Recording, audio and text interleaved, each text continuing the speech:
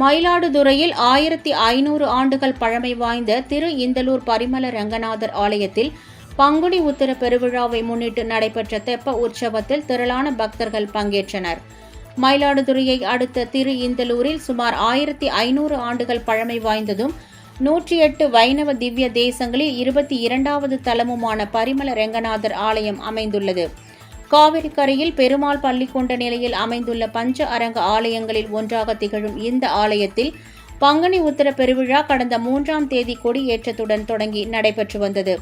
இவ்விழாவின் முக்கிய நிகழ்ச்சியான தெப்ப உற்சவம் நேற்று இரவு நடைபெற்றது. அப்போது உற்சவர் பரிமள ரங்கநாதர் தாயாருடன் ஆலய குளத்தில் மின் விளக்குகளால் அலங்கரிக்கப்பட்டிருந்த தெப்பத்தில் எழுந்தருளினார். இதனைத் தொடர்ந்து மங்கள வாத்தியங்கள் முழங்க தெப்பம் 3 முறை குளத்தை வலம் வந்தது. இதனை ஏராளமான பக்தர்கள் கண்டு சுவாமி தரிசனம் செய்தனர்.